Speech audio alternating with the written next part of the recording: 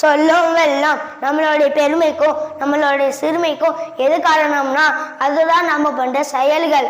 இப்படித்தான் ஒரு கோபுரத்துல நிறைய பள்ளிகள் வாழ்ந்து வந்துச்சு. அந்த பள்ளிகள் ஒரு பந்தயம் வச்சுச்சு. யாரு முதல்ல கோபுரத்தோட உச்சிய தொறாகன்னு நூற்றுக்கணக்கான பள்ளிகள் மண்டன்னு ஏறிச்சு.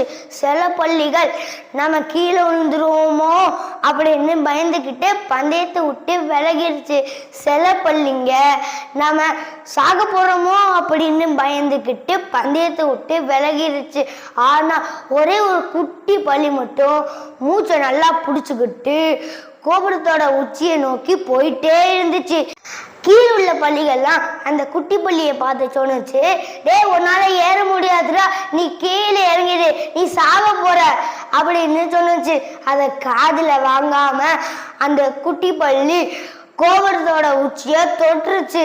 என்னடா இவன் எப்படா தொட்டான் அப்படின்னு கீழே உள்ள பள்ளிக பேசிக்கிச்சு.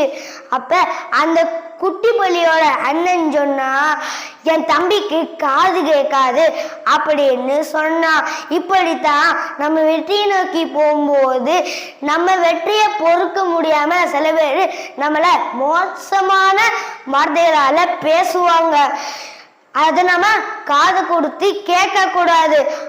நண்பர்களே, இதைத்தான் திருவள்ளுவர் சொல்றாரு, பெருமைக்கும் ஏழை சிறுமைக்கும் தத்தம் கருமே கட்டளைக்கால் சொல்லும் வெல்லும். நன்றி, வணக்கம்.